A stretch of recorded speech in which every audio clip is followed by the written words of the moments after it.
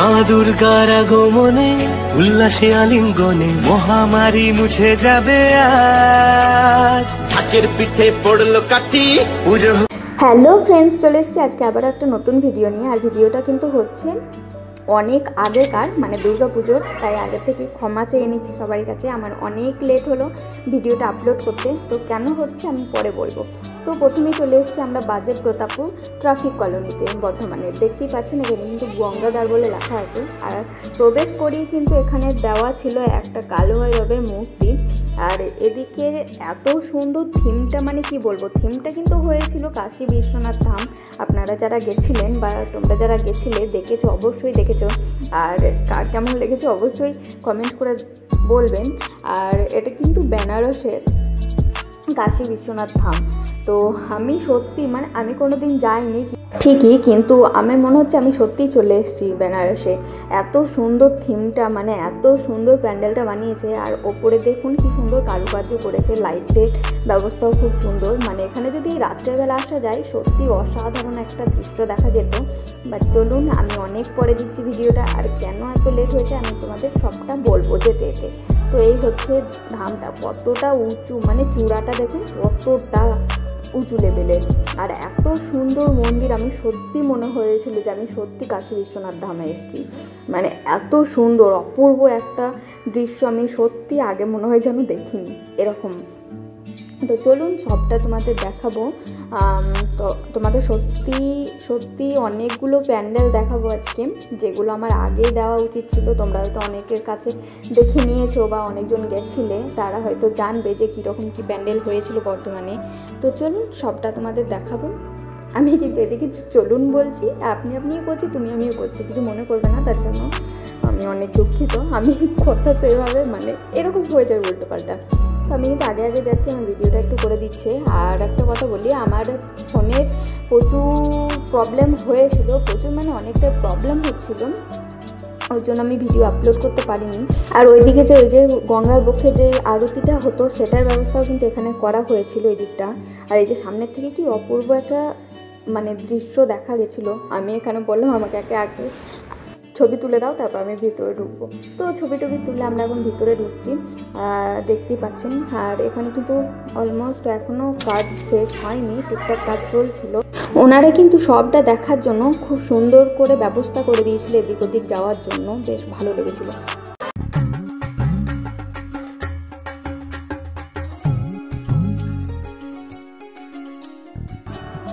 তো আমরা ভিতরটা তো দেখলাম, এবার বাইরে যাব। বাইরে গিয়ে অন্য প্যান্ডেলগুলোতেও যাব, কারণ সব প্যান্ডেল তো যাওয়া হয়নি, যেটুকু যাওয়া হয়েছে সেইটুকু তোমাদের দেখাবো। তো চলো, এই বাইরেটা কিন্তু খুব সুন্দর প্রতি বছরই। আর বাইরের থেকে দেখো কি অসাধারণ দেখাচ্ছে পুজো মণ্ডপটা। এটা কি আদেও মনে হচ্ছে পুজো মণ্ডপ? আমার তো মনে হচ্ছে না, একদমই পুরো মনে হচ্ছে কাশী বিশ্বনাথ ধাম। তো চলো, এখানে তো কমপ্লিট হলো দেখায়। এবার তোমাদের আর পরের প্যান্ডেলগুলো তো দেখাবো গা, পরের মণ্ডপগুলোও দেখাবো গা, কীরকম কি সাজানো হয়েছে, কোন মাকে কোন কোন রূপে সাজানো হয়েছে। তো চলো যাওয়া যাক। আর এখান থেকে কিন্তু আমরা বেরিয়ে ধরে নেবো একটা টোটো, তারপরে আমরা টোটোতেই বলে দেবো যে কোনখান থেকে আমাদের সুবিধা হবে ঠাকুর দেখতে। তো চলো যাওয়া যাক। তো আমরা কিন্তু টোটোতে উঠে গেছি, এই যে আমরা দুজন এসেছি। তো চলো যাওয়া যাক। আমরা কিন্তু এখন আছি ব্রিজের ওপরে, তোমরা দেখতেই পাচ্ছ স্টেশনের ওপর দিয়ে যে ব্রিজটা, আমাদের যে মেন ব্রিজটা, আর এর ওপর দিয়েই কিন্তু কাশী বিশ্বনাথ ধামটা খুব সুন্দরভাবেই দেখা যাচ্ছিলো। আর এই হচ্ছে পুরো ব্রিজটা। তো আমরা চলে এসেছি আর একটা মণ্ডপে, আমাদের কিন্তু এখানে নামিয়ে দিয়েছে, আমরা কিন্তু এখানে নেমে গেছি। আর এটা কি মণ্ডপ আমি ঠিক জানি না, এটার নামটা আমি ঠিক বলতে পারবো না। তো অপূর্বভাবে সাজানো, বিশ্বাস করবেন না। আমরা এসেছিলাম কিন্তু অষ্টমীর দিন, তো সেদিন ছিল খ্যানের পুজো। তো প্রচণ্ড পরিমাণে, মানে আমি কোনো দিন এই অষ্টমীর দিন বাড়ি থেকে বের হয়নি, আমার মা প্রথম দিন কোনো দিন বের হতে দেয়নি। তো এসেছিলাম, আর এদিকে এসেই দেখো কি সুন্দর অপূর্বভাবে সাজানো হচ্ছে। আর এখানে কিন্তু অষ্টমীর পুজোও হচ্ছিলো, তাই আমরা ভেবে নিয়েছিলাম যে এখান থেকে আর যাবো না, আগে পুজোটা কমপ্লিট হবে, পুজো দেখবো, তারপরে এখান থেকে বের হবো। এটাই কিন্তু মা বলে দিয়েছিল যে পুজো হলে দাঁড়িয়ে থাকবি, পুজো শেষ হওয়ার পর আবার। তো এই যে পুজো হচ্ছে তোমরা দেখতেই পাচ্ছ, আরতি হচ্ছিল।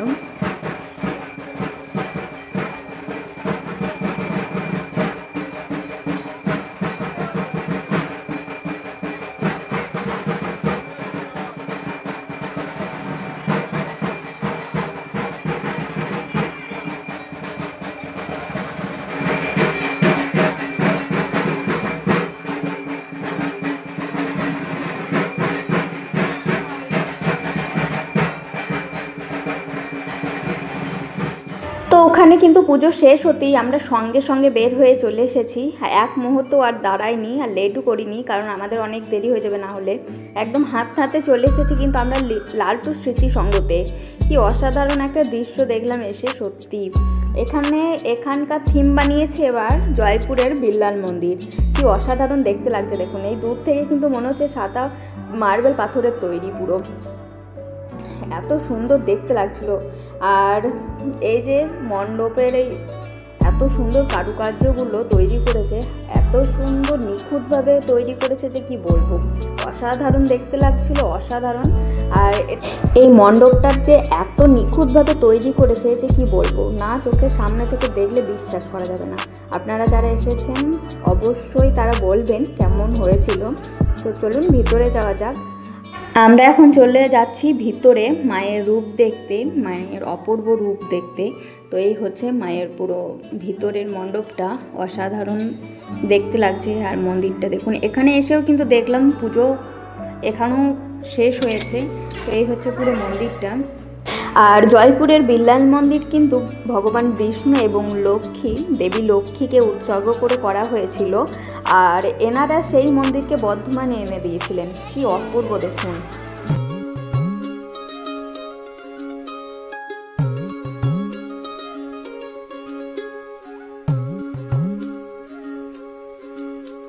তো চলো, আমাদের এটাও কিন্তু দেখা কমপ্লিট হলো। এখন আমরা এখান থেকে চলে যাব সবুজ সঙ্গের দিকে। তো চলো যাওয়া যাক, তারপর দেখা হবে।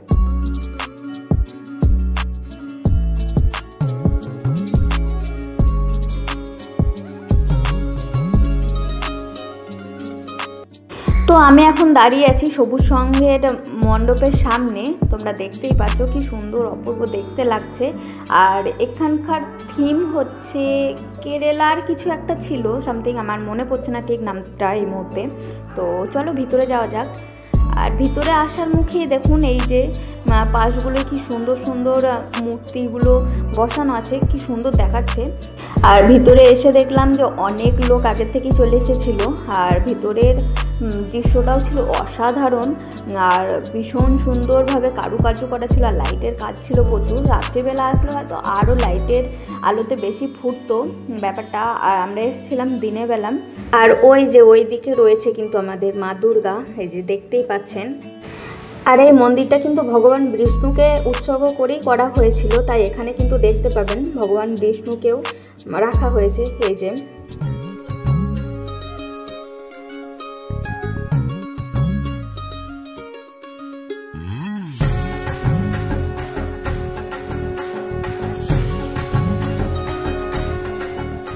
আমরা কিন্তু সবুজ সংঘ থেকে বেরিয়ে চলে এসেছিলাম পদ্মশ্রীর সঙ্গের সামনে।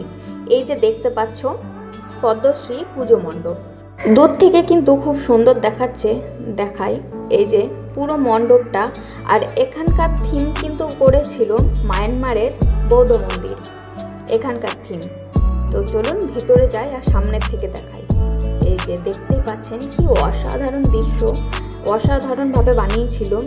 তো এখান থেকে কিন্তু খুব সুন্দর লাগছিল। তো চলো ভিতরে যাব এখন।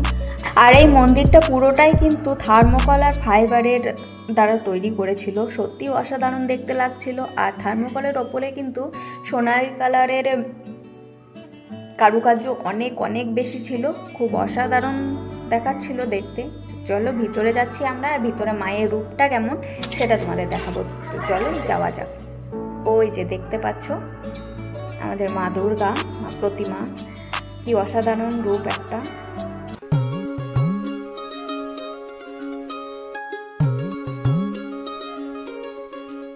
এখন আমরা হাঁটতে চলে এসেছি পুলিশ লাইনের সামনে।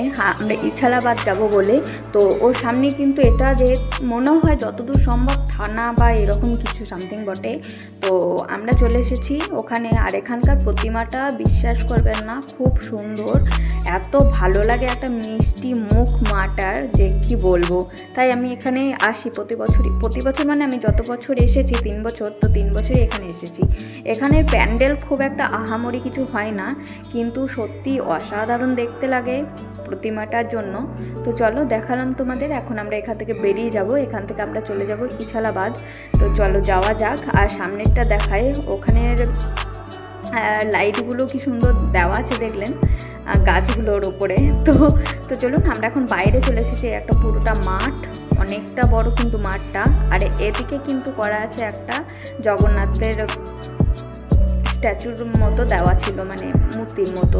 তো এই হচ্ছে পুরো মণ্ডপটা। এখানে খুব বিশাল জাহামরি একটা প্যান্ডেল হয় না, কিন্তু খুব সুন্দর বানায়। আর এখানকার প্যান্ডেলের মধ্যে যে কারুকার্যগুলো থাকে খুব সুন্দর দেখায়। তো চলো এখানে কিছু ছবি টবি তুলে নিয়েছি আগেই। তো এখান থেকে আমরা এখন বাইরে চলে যাব। এখান থেকে আমরা চলে যাব সোজা একদম ইছালাবাদ। তো চলো যাওয়া যাক।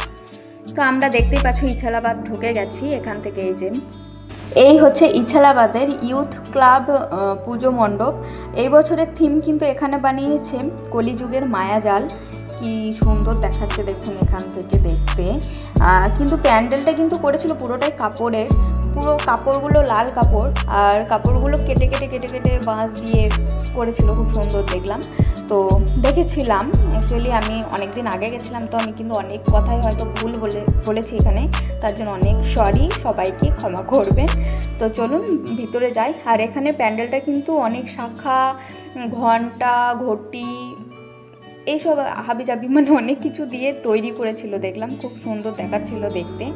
আর এখানে সামনেই কিন্তু একটা মহাদেব লিঙ্গ রেখেছিল। তো চলো আমরা এখন ভিতরে যাব আর মায়ের রূপ দেখাবো তোমাদের, এখানকার রূপ মায়ের কেমন। তো এই যে ভিতরে চলে এসেছি, কি অসাধারণ দেখতে লাগছে পুরো প্যান্ডেলটা। আর মায়ের মুখটা দেখো, কি একটা মায়াবী মুখ, অসাধারণ দেখতে লাগছিল। এই হচ্ছে ইছালাবাদের ইউথ ক্লাবের পুজো মণ্ডপ। তোমরা দেখতেই পাচ্ছ, পুরোটাই দেখালাম।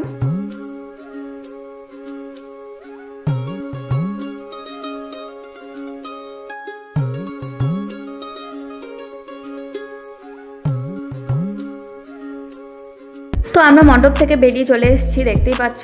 আর এদিকটা কিন্তু অনেক মেলাও বসে দেখেছি। তো চলো আমরা আর দাঁড়াবো না, মানে এখান থেকে আর বেশি সময় নষ্ট করিনি। ওখান থেকে আমরা কিন্তু চলে গেছি একদম একটা বাস ধরে পুরো স্টেশনের দিকে। তো চলো সামনে কিন্তু একটু গেই কিন্তু বাসে চাপবো। আর তো চলো আগে বাসে চাপি, তারপর পরে আমি বাসে চেপে গেছি। আর এখান থেকে কিন্তু আমরা চলে যাব স্টেশনে গিয়ে আবার সব তোমাদের বলবো খুঁটিনাটি। তো আমরা চলে এসেছি বর্ধমানের স্টেশনে, দেখতেই পাচ্ছ। আমি কিন্তু আগের কথাগুলো বলছি, আমার কিন্তু ভিডিওটা কিন্তু অনেক দিন আগেই পড়েছিল, মানে এডিট করাই হচ্ছিল না কিছু সমস্যার জন্য। তোমাদের আগেই বলেছি আমার ফোনের কিছু সমস্যার জন্য আমি ভিডিও এডিট করতে পারছিলাম না এবং আপলোড করতে পারিনি। তো তার জন্য অনেক দুঃখিত আমি, না হলে আমি অনেক আগেই দিয়ে দিতাম। তো টিকিট কাউন্টারে চলে গেছে টিকিট কাটতে। এরপর আমরা 8 নম্বর প্ল্যাটফর্মে গিয়ে ট্রেন ধরে বাড়ি চলে যাব। তো আজ এখানেই শেষ করে দিচ্ছি। আর কার কেমন লাগলো ভিডিওটা অবশ্যই একটা শেয়ার, একটা সাবস্ক্রাইব আর কমেন্ট করে জানাবেন, অবশ্যই কমেন্ট করে জানাবেন কেমন লেগেছে। আর চলুন আজকে এখানেই শেষ করে দিচ্ছি। আর আমার অনেক ভিডিও এখনও পেন্ডিং করে আছে, তো খুব তাড়াতাড়ি আবার দেখা হবে। টাটা।